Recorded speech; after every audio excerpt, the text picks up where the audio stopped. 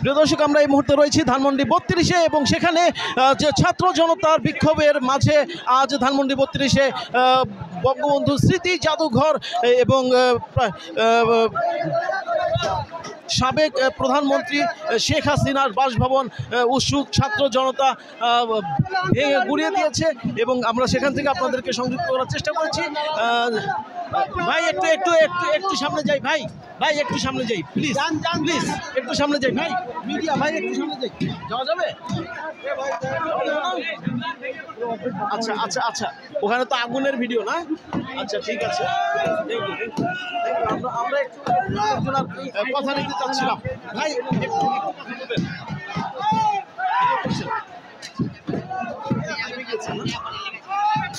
আচ্ছা, আমরা দেখতে পাচ্ছি এখানে সকল শ্রেণী বর্ণ নির্বিশেষে সকল ছাত্র সমাজ স্বতঃস্ফূর্তভাবে এখানে অংশগ্রহণ করেছে। আমরা দু একজনের সাথে কথা বলার চেষ্টা করবো। ভাই কেন এসেছেন এখানে? আমরা এসেছি আমাদের উৎসুক ছাত্র জনতার সামনে। আমরা এখানে যে ধানমন্ডি 32-এর সামনে এসেছি। এখানে অপোজিটে দেখতে পাচ্ছেন আপনারা, তার শেখ হাসিনা অপোজিটে একটা সাইডের বাড়ি, ওই সাইডে আপনারা দেখতে পাচ্ছেন তার পৈতৃক নিবাস না, তার ধানমন্ডি সমাগত শেখ মুজিবুর রহমানের পিছনের সাইডে অলরেডি আগুন ধরিয়ে দেওয়া হয়েছে। আমরা এখানে এসেছি উৎসুক ছাত্র জনতার কারণে। আমি ছাত্র এসেছেন কারণ নেতৃত্বে আসি নাই, আমরা সবাই ছাত্র জনতা। আমরা দেশকে স্বাধীনভাবে রক্ষা করতে চাই। আমাদের কারণে কিন্তু এক প্রকার বলা যায় আমাদের দেশকে আপনারা দেখছেন জুলাই মাসে স্বাধীন হয়েছে। এখন আপনারা দেখতে পাচ্ছেন এখানে আমরা এসেছি, তার কোনো চিহ্ন এখানে আমরা রাখতে চাই না। ধন্যবাদ ভাইজান। একটু কথা বলতে চাচ্ছি যে আজকের এই যে ছাত্রদের বিক্ষোভ, সেই বিক্ষোভের মাঝে আমরা দেখতে পাচ্ছি বহুদিনের একটি স্মৃতি জাদুঘর, বঙ্গবন্ধুর স্মৃতি জাদুঘর, সেটিকে ভেঙে গুড়িয়ে দিচ্ছে। এটার আসলে প্রতিফলনটা যে কেন, কিভাবে আসলো, কিভাবে হলো?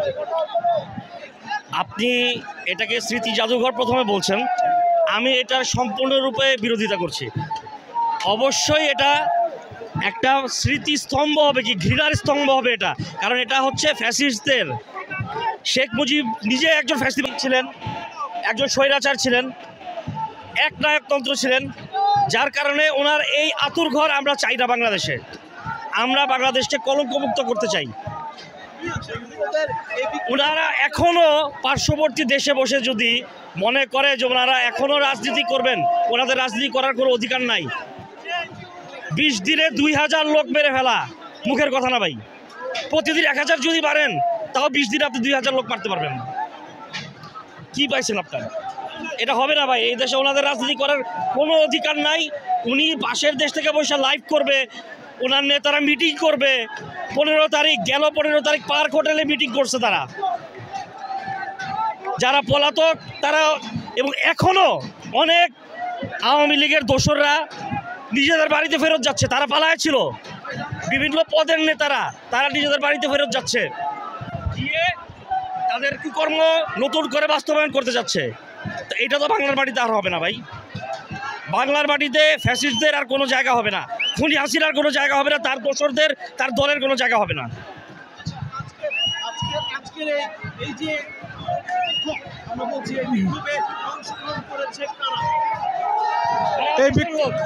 আজকের এই বিক্ষোভে সারা বাংলাদেশের তৌহিদি জনতা, ছাত্র জনতা অংশগ্রহণ করতেছে এবং এই পরিস্থিতির জন্য সম্পূর্ণ খুনি হাসিনা, স্বৈরাচারী হাসিনা দায়ী। এই পরিস্থিতি বাংলাদেশের মানুষের অনেক দিনের আকাঙ্ক্ষা ছিল। এই আকাঙ্ক্ষা আজকে বোমার মতো ফুটে পরিস্ফুটিত হয়ে এই ধানমন্ডি 32 এসে পড়েছে। আপনারা জানেন এই খুনি হাসিনা আজকে এই অন্তর্বর্তী সরকার সহ দেশের মানুষের বিরুদ্ধে ভাষণ দেওয়ার একটা প্রচেষ্টা করতেছে। বাংলাদেশের মানুষকে বিশৃঙ্খলার দিকে ঠেলিয়ে দেওয়ার একটা অপচেষ্টা করতেছে খুনি হাসিনা। এই খুনি হাসিনার এই অপচেষ্টার প্রতিফলন ধানমন্ডি 32 এসে পড়েছে। আমি বলবো, যারা আওয়ামী লীগ করে বাংলাদেশে, তারা জাতীয়ভাবে ক্ষমা চেয়ে আওয়ামী লীগ তওবা করে ছেড়ে দিয়ে তৌহিদি জনতার কাতারে চলে আসবে ইনশাআল্লাহ। ধন্যবাদ। আমরা আরো দু একজনের সাথে কথা বলার চেষ্টা করব। আমরা দু একজন ছাত্রদের সাথে কথা বলতে চেষ্টা করি। একটু কথা বলতে চাচ্ছি। আপনারা যেহেতু এসেছেন একটু সাক্ষাৎকার দিন। আমরা কথা বলবো। আপনারা একটু দাঁড়ান। আজকের এই যে কর্মসূচি, আপনার কি সাংবাদিক? আচ্ছা, একটু দাঁড়ান। হেঁটে গেলে তো হবে না। ছাত্র কোথায় পড়ে? আচ্ছা, আজকের এই কর্মসূচি কিভাবে সূচনা হলো? আসলে এই যে বাড়িটা দেখতে পাচ্ছেন, এই বাড়িটা সাধারণ কোনো বাড়ি নয়, এটা একটা ফ্যাসিবাদের আতুরঘর। আপনারা জানেন দীর্ঘ 17 বছর এই বাড়িতে থেকেই মানুষের ওপর অন্যায় নির্যাতন করা হয়েছে এবং হাজার হাজার মানুষকে গুম করা হয়েছে এবং 24-এর আন্দোলনে আমাদের আবু সাইদ, আমাদের মুগ্ধ, আমাদের ওয়াসিম সহ আমাদের হাজার হাজার ভাইকে গুলি করার নির্দেশ এই বাড়ি থেকে দেওয়া হয়েছে। এই ফ্যাসিবাদের আতুরঘর তখনই ভেঙে দেওয়া উচিত ছিল, কিন্তু 36 জুলাইয়ের সেই অবশিষ্ট কাজ আজকে ছাত্র জনতা করছে। এবং আমি মনে করি বাংলাদেশে কোনো স্বৈরাচার, কোনো ফ্যাসিবাদ যাতে ভবিষ্যতে মাথা চাড়া দিয়ে না উঠতে পারে তারই নজির হিসেবে এটা করা হচ্ছে। আর আপনারা জানেন ফ্যাসিবাদী স্বৈরাচারী শেখ হাসিনা আজকে নাকি উনি ভাষণ দিবে। যে ব্যক্তি বাংলাদেশ থেকে ছাত্র জনতার আন্দোলন সহ্য না করতে পেরে পালিয়ে চলে যায় এবং ওনার যে হাজব্যান্ড মোদি, সেই মোদির কোলে গিয়ে আশ্রয় নেয়, সেই মোদির কোলে গিয়ে আশ্রয় নেওয়ার পরে সে আবার নাকি কর্মসূচি ঘোষণা করে। এই যে হাস্যকর কর্মসূচিগুলো ঘোষণা করছে, দেশের মানুষকে আরও যে ক্ষোভটা আছে সেই ক্ষোভটা আরও বাড়িয়ে দিয়েছে।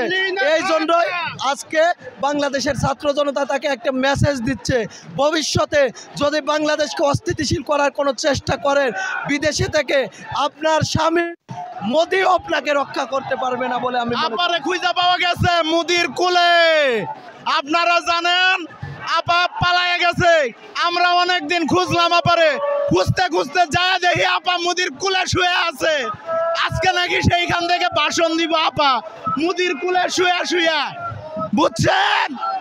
আপা তাহাজ্জুদ পড়ব 32 আইসা কালামাগুর কইছে নাজমুল সাবেক ছাত্রলীগ নেতা, আপারে খুঁজে পাই না। আয়া দেহি 32 নাই, এদিকে তাকাই হেদিকে তাকাই, আপারে পাই না। পরে খোঁজ নিয়ে দেহি মোদির কুলে শুয়া আপার স্বপ্ন দেহে জাতির উদ্দেশ্যে ভাষণ দিব।